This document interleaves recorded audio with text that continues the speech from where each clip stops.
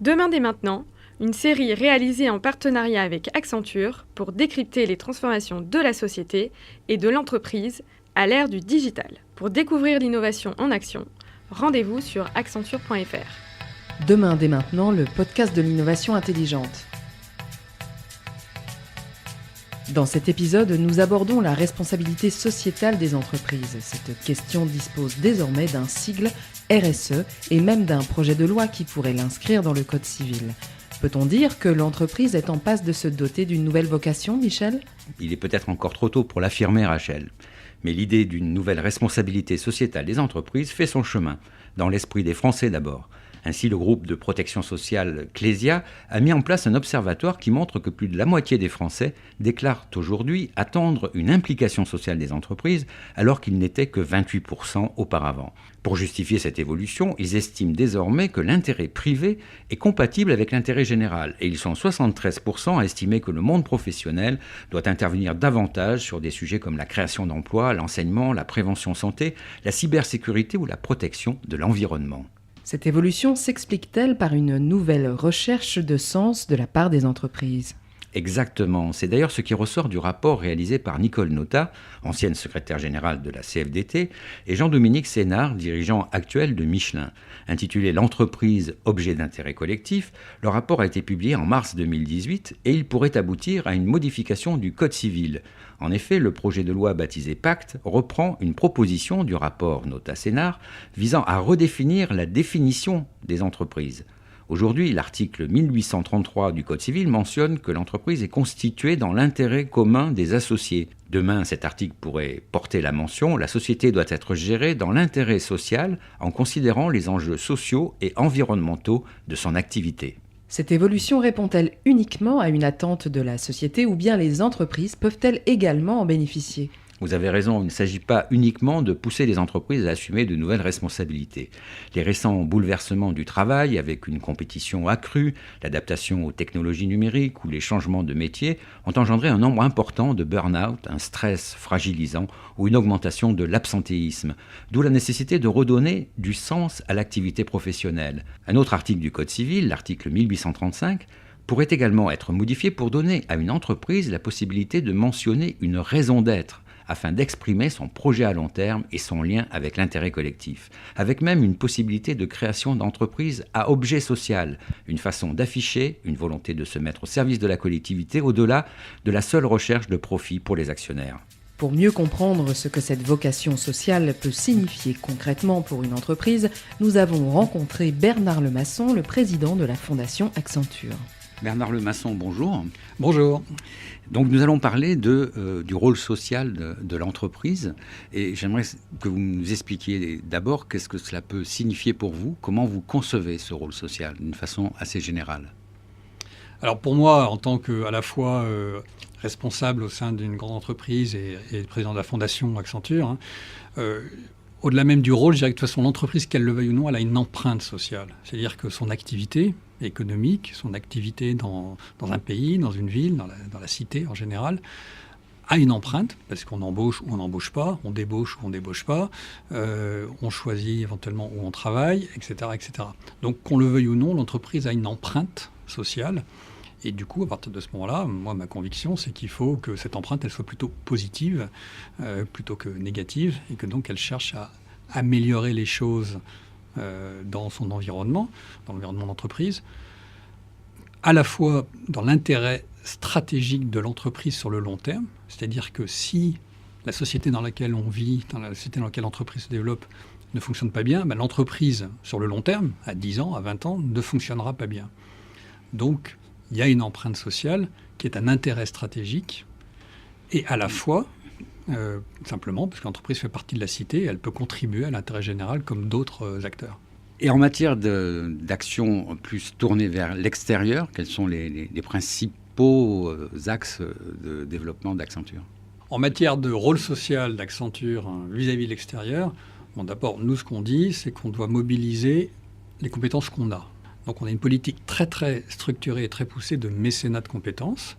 Chaque année, ce sont plus de 5000 jours de mécénat de compétences qui sont dédiés, c'est-à-dire c'est le temps de travail des collaborateurs payés par l'entreprise, mais mis au service d'associations principalement sur des sujets liés à l'accès à l'emploi, l'entrepreneuriat.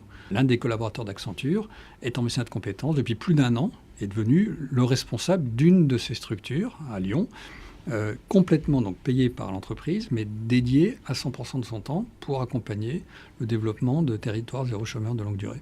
Ça crée des collaborateurs qui développent des compétences, qui développent une ouverture d'esprit, qui développent une créativité, une innovation qui leur sera très utile dans le cadre de leur travail chez Accenture ultérieurement. Donc on incite beaucoup nos collaborateurs à contribuer à des associations, à des travaux en mécénat de compétences.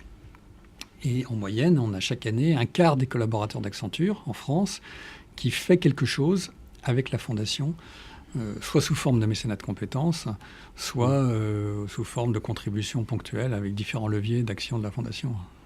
Donc là, vous avez mentionné la Fondation Accenture. Comment a été créée, dans quel but et depuis combien de temps ?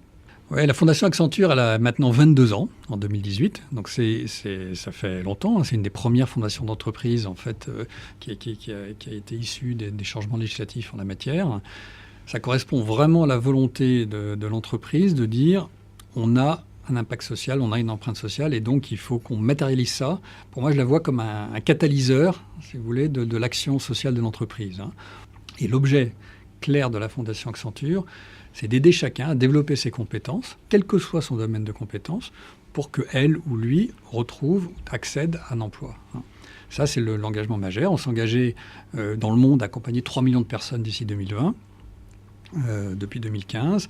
En France, ce sont 150 000 personnes qu'on s'est engagé à accompagner vers l'accès à l'emploi et l'entrepreneuriat. Donc, c'est des chiffres importants qu'on fait en lien avec des associations sur le terrain qui sont elles-mêmes en contact direct avec ses bénéficiaires. Est-ce que vous pouvez mesurer l'impact en retour pour Accenture ? Vous l'avez mentionné, cette ouverture d'esprit, cette capacité peut-être à mieux ressentir l'évolution de la société. Est-ce que ça a un impact mesurable pour Accenture lui-même ? Alors, ce qu'on constate d'abord, c'est que ce sont souvent les plus motivés, les plus performants qui font, en plus de leur travail traditionnel, des actions avec la Fondation.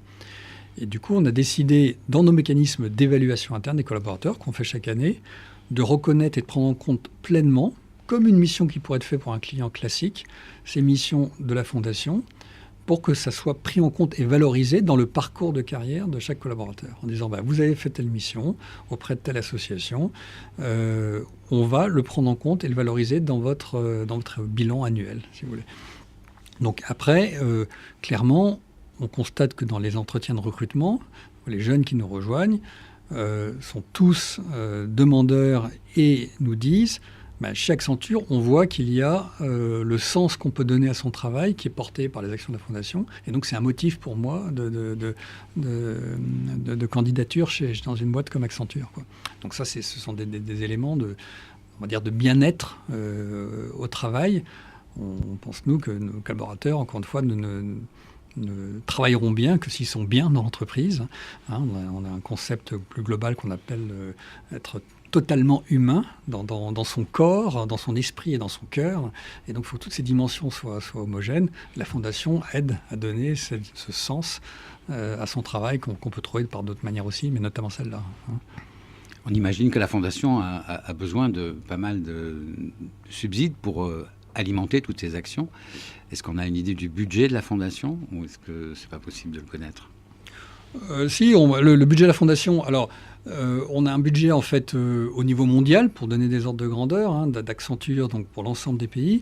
On parle d'un budget qui est de l'ordre de 70 millions d'euros par an, donc c'est un gros budget, dont une partie significative, environ les 2/3, se traduit par du temps en mécénat de compétences, c'est-à-dire c'est le temps des collaborateurs qui est mis à disposition d'associations, mais qui n'est pas facturé. Donc, et le dernier tiers, c'est du soutien financier directement à telle ou telle initiative, telle ou telle association. Mais on veut vraiment privilégier, au départ, l'implication des collaborateurs. Après, et donc ça s'inscrit au niveau mondial. Dans le monde, en France, on a un budget, comme je vous l'évoquais, d'environ 5000 jours de mécénat de compétences chaque année, qui est dédié à toutes les associations avec lesquelles on travaille. Merci à Bernard Lemasson pour ce panorama des actions d'Accenture pour marquer son empreinte sociale.